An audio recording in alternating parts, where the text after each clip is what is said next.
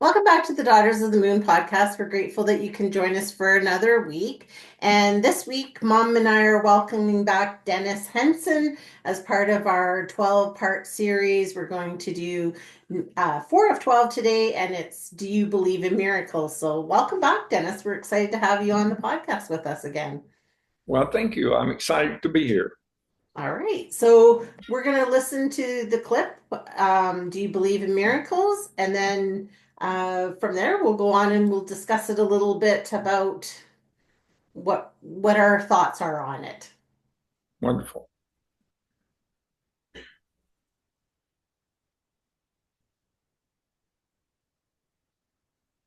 you believe in miracles? In 1980, a hand-picked group of college hockey players battled their way to the Olympic semifinals in Lake Placid. That young team experienced its share of struggles leading up to those games. Their coach, Herb Brooks, passed over some of the nation's finest college hockey players to pick these youngsters. They were selected because of their character, psychological makeup, and how well they played their positions. Brooks's selection process included a 300-question test that gave him insight into how each player would react under stress. Anyone refusing the test was eliminated from consideration. His screening process was so unpopular with the U.S. Olympic Committee that it almost cost him his position. But Brooks stood firm, the committee relented, and he remained as the coach. Brooks knew endurance was the key to recent Olympic victories, so he initiated a rigorous conditioning program, constantly pushing the young players to their physical limits. If a player complained, he was dropped from the team. Still, after a time, even his own assistants questioned his techniques. Yet, Brooks persisted. The United States had experienced a rough patch in the years leading up to these games. A severe recession had drained most Americans' bank accounts, and having to wait in long gas lines had demoralized the rest. It was a low time for the country. A Soviet invasion of Afghanistan led the American president to think of boycotting these Olympic Games. But at the last minute, he decided to allow the athletes to participate despite the tensions. If America's teams could only win a few medals, it might help break through the darkness and give Americans something to cheer about. However, no one anticipated a medal in hockey, not that year. The seventh-seeded Americans were assumed the least likely of all the nations to medal. Yet the young lineup surprised everyone by making it through the opening rounds undefeated. So a faint glimmer of hope flickered in the breasts of some of the American fans. But few believed that these kids had any chance at all. Nearing the end of the games, the U.S. team was scheduled to meet the Soviet team, which hadn't lost a game in 12 years. Everyone assumed the Russians would give the upstart Americans a hockey lesson. Even though the U.S. had managed 4 victories and a tie leading to this game, they were not considered a match for Russia. The Soviet team had won 4 consecutive gold medals. They were led by legendary players Boris Mikhailov, team captain Vladislav Tetryak, the best goaltender in the world by general consensus, and the speedy Valery Kharlamov. Every Russian player was experienced and talented. On the other hand, the American team's players' average age was only 21, making them the youngest hockey team in U.S. Olympic history. Of the 20 players on the roster, Buzz Schneider was the only one returning from the previous Olympics. The other players only had college experience. 9 had played under Brooks at the University of Minnesota, 4, including goaltender Jim Craig, and U.S. team captain Mike Urazzoni, played against him in an NCAA championship series. To make matters worse, 3 days before the defining games, the Soviets soundly defeated the U.S. in an exhibition match. And they hadn't just defeated them, they had humiliated them by a score of 10-3. In an Olympic-level competition, scoring 10 goals was almost unheard of. So the American fans were hoping to at least see a less embarrassing showing. Coach Brooks didn't seem concerned by the low expectations and told his youngsters to ignore the doubters. Those Russians are people just like us. We can beat them, and we will beat them if we only play our game. In the locker room before the match, Brooks insisted, We could play these guys 10 times and they'd probably win 9 of them. But not tonight. This is our night. The Russian and American teams were natural rivals due to the decades-long Cold War between the two countries. Consequently, the Olympic arena was packed mostly with Americans, but Russia had a respectable following. Before the match, the home fans waved United States flags and sang patriotic songs. In the locker room, Coach Brooks, honestly believing his team would win, read them a statement. You were born to be a player, and you were meant to be here. This is your moment. It's going to happen. The Soviets had a reputation for dominating in the final period, so to save energy, Brooks instructed his players to limit their shifts to 40 seconds or less. Then he asked the team doctor to track the ice time for each player. With heads held high, the young Americans entered the ice to face the Russian juggernaut in a David versus Goliath duel. Once play began, it didn't take long for the Soviets to score. Although seconds later, a 50-foot blast from Buzz Schneider found its way to the net, sparking some hope in the hearts of the U.S. fans, and a few chants of USA were heard from the stands. But that hope was dashed when the Russians immediately took back the lead. With his team down, U.S. goalie Jim Craig narrowed his focus and turned away a myriad of Soviet shots. Then, in the waning moments of the first period, Dave Christian fired a laser from 100 feet. And though the Russian goalie saved the shot, he misplayed the rebound. With a loose puck bouncing on the ice, Mark Johnson slipped between the two Soviet defenders and fired it past a diving Tretiak. That tied the match with just 1 second remaining on the clock. Then something remarkable took place. Because the Americans tied the score, Coach Tininov stunned his team by sending in his backup goalie, Mishkin, to replace Tretiak. Immediately took advantage of the move, telling his players, "You just sat down the greatest goaltender in the world." 2 minutes into the second, the Soviets scored a third goal. Mishkin shut down the Americans' offense, and Russia dominated, outshooting the U.S. 12-2. At the end of the second, the Russians led 3-2. Beginning of the third. The third period started as a defensive battle, with both teams successfully defending their goal. Near the middle of the period, a Russian was called for high sticking and sent to the penalty box. This gave the Americans, who had managed only 2 shots in the last 27 minutes, a rare power play opportunity. Late in the penalty, after 2 misses, as Dave Silk advanced into the Soviet zone, he was knocked to the ice, causing the puck to bounce to Johnson. Mark turned and blasted a winner under Mishkin, tying the game. 2 shifts later, Pavlik slid a pass to an undefended Urizoni, who fired the puck past Mishkin and into the net, giving the U.S. a 4-3 lead with 10 minutes remaining on the clock. When the Americans took the lead, their fans went nuts, for lack of a better term. Their cheers were deafening, and the bleachers swayed as the screaming home fans jumped for joy, screaming, "USA! USA! USA!" The Soviets, trailing for the first time, attacked ferociously, and moments later found an opening. Their puck streamed toward the net, but ricocheted off the right post. The Russian fans looked at each other with puzzled expressions. This isn't supposed to happen. These are only children. Nevertheless, they were not too concerned, for their team consisted of hardened professionals, and 10 minutes is an eternity, especially in the third period. The Soviets had dominated in that period for many years. Why should this game be any different? They knew their champions would soon show these kids who they were playing with, though these kids were not the pushovers that everyone thought. Time after time, the Russians attacked the goal, and each time Jim Craig turned away their puck. Then the Soviets stepped it up, fighting harder and skating faster, yet the Americans matched them stride for stride. With the lead and less than 10 minutes remaining, everyone expected the Americans to go to defense. Yet to the contrary, they staged an offensive attack. They upped their intensity, and play was fast and furious as each team chased the puck from one end of the ice to the other. Minutes passed like hours, and as time melted away, Coach Brooks repeated to the young Americans, "Play your game. Play your game." By the 5-minute mark, the Soviets looked bewildered. In panic mode, they shot wildly at the net. Yet Craig was unflappable, calmly turning away everything they threw at him.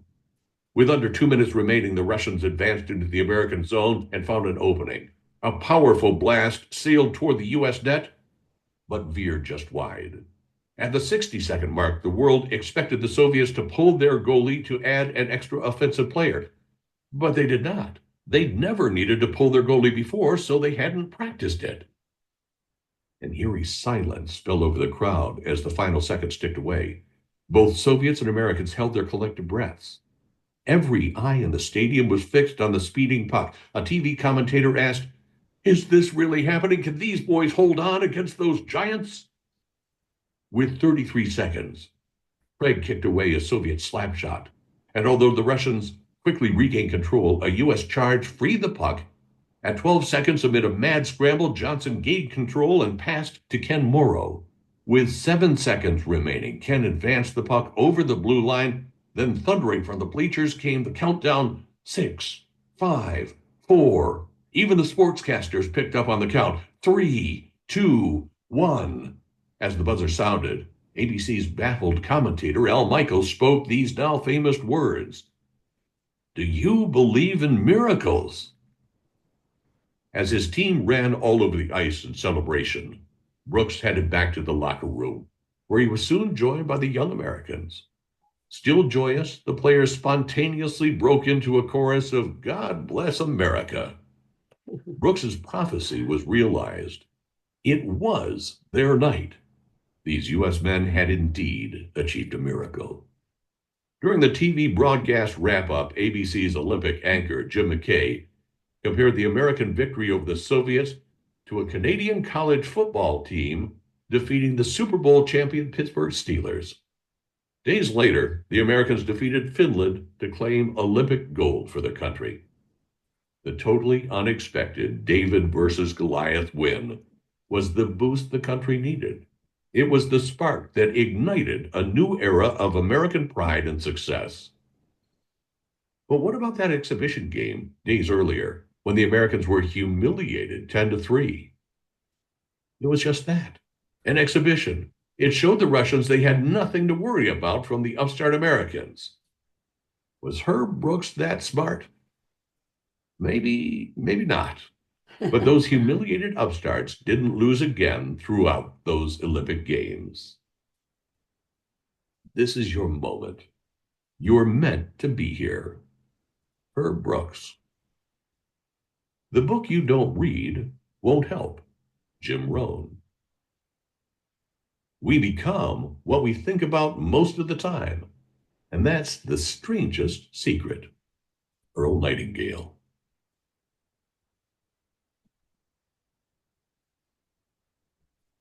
Nice. Yeah, that was a good one. Yeah, that's powerful. That still makes tears come to my eyes after reading it 1,000 times, putting the book together and over the years. So it's an amazing, true story.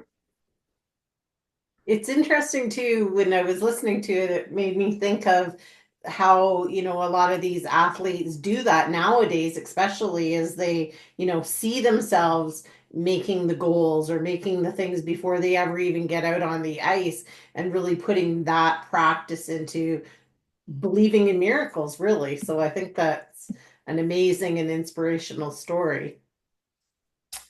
Yeah, it just goes to show what having a definite purpose. Herb Brooks was determined. Earlier, he was a hockey player on the U.S. Olympic team, and he was cut just before the Olympics. So he was, when he came back as a coach, he was determined, and he almost lost his job because the Olympic Committee wanted him to coach one way, and he was just not going to do it. You're going to either do it my way or you'll have to get another coach. And luckily, they backed down and let him stay. But he didn't pick the best players. That's what the Olympic team, committee was so upset about. He passed over some really great players, and he sent some home that wouldn't take the test. he was only looking for players that were good at their position, that really played their position. And whether they were the best in the country, if that position was not needed, he didn't bring them in. And then he worked those kids so hard. I mean, he pushed and pushed and pushed, but it all paid off, because in the third period, the Russians were used to just having they were playing a team that was totally exhausted. And so they just had their way. But the Americans were ready and really shocked them. And I remember that night, it was played in the United States. It was like the middle of the night. They didn't play it until the next day. So you didn't really know, even though you were watching a recording of what had happened the night before, you didn't really know who was going to win. But it was an exciting time. It really was, because the problems with Russia were at their height. The Cold War was raging, and we just were not getting along with each other. And Jimmy Carter was president, and Russia had done something, and he had threatened to not participate in the Olympics this time around. But the players were so disappointed that he relented and said, "Okay, well, you worked so hard, we'll let you play. It's a good thing too," because that was one of the most exciting Olympic Games of the entire century.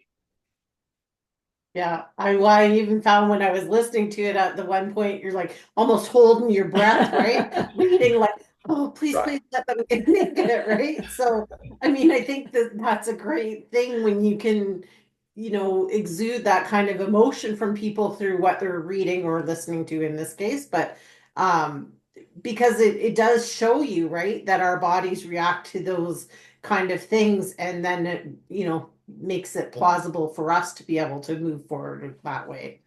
Right. Yeah, when I was writing the book, I was reading other books, and Agmendino book, The Greatest Salesman in the World, has a really interesting story at the beginning that's cathartic. It makes tears come to your eyes. And I thought, if I can have stories in my book that really move people, I think it'll make the book a lot more popular. And so I think that was one of the stories, because as you were playing it, I was I was wiping my eyes. So hopefully other people will be moved also. Yeah, yeah.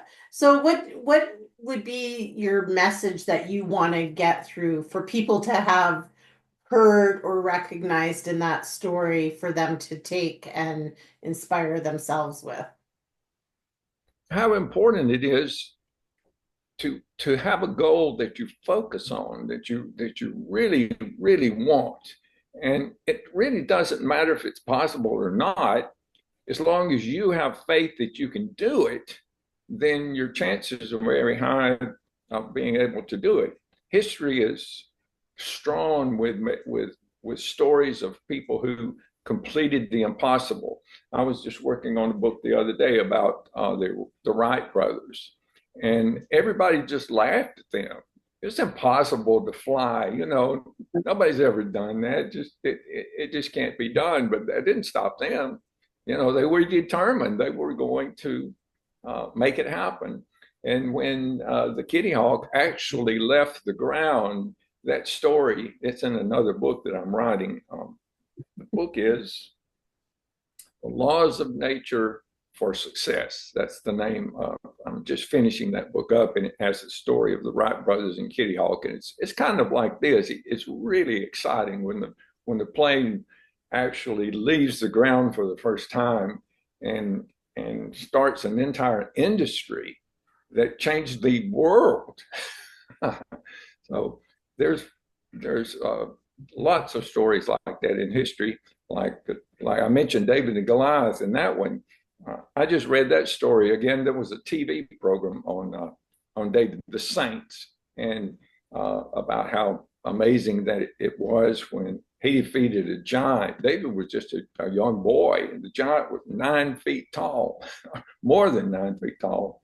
And he took him down. And that changed history too. Yeah. So, yeah, it absolutely does. And I mean, it's wonderful that you're bringing these stories to the forefront for people to see, because I think sometimes people focus on the negative things that have happened in history, and it's so refreshing to see that, you're focusing on all of these positive things and things to really help us move ourselves forward. So I think right. everybody should get the book. Yes, they should. That's true. I'm writing another book called The 7 Secrets of Success. And the first secret of success, which is probably the most important one, is getting your mind right. You have to have a positive mental attitude. You have to have a focus. You have to know exactly what you want and focus on it intently, and then develop a burning desire. You've got to want it so bad that when things go wrong and you lose everything, you still get up and move toward that goal. You just do it over and over. And then the last part of getting your mind right is faith. Herb Brooks believed they were going to win that night. He had faith in those kids. And he instilled in them a belief that even though these guys hadn't lost a game in 12 years, and they just beaten them, just demolished them 10-3, we're still going to go out there and beat them. And they did it, which was quite amazing. That is amazing. So can you tell everybody where they can find you and find your book? The book is Real Impact Daily Inspiration, and the website is realimpactbook.com. And if you'll go there, there's lots of, it's a fun place to go. We're having a contest right now where there's a lamp on the front of the book, and one of the lamps escaped from the front of the book. And if you can find it in the website, you have to click on the different links. If you can find the little lamp, you'll win a free audio book, which is a $17 value. If you want the ebook, on the first page, just scroll down to the bottom where it says Podcast Attendees, and click on that. You put your name and email, and you get the book, the ebook, for free. There's also a link there that says if you want to be notified when my other books are published, you can click that link, and the only email you'll ever get is I've published another book. You want to check that out. So it's not you're not giving your email to someone that's going to spam you or sell the information. That's not going to happen. You'll just get an instant download of the ebook, and you'll be notified if you choose to when these other books are completed. Nice. Wonderful. Yeah. Well, thank you so much for being on with us today, and we look forward to the next ones in the series. And I think people are really going to enjoy these because it just brings so much positivity, and I think we really need that out in our world. So thank you for sharing these with us and with our followers. Yes, we really need that in the world. So good job. Thank you so much. I appreciate you having me. I enjoy being here. Oh, thank you. And everybody else, we will see you the next time. You bet.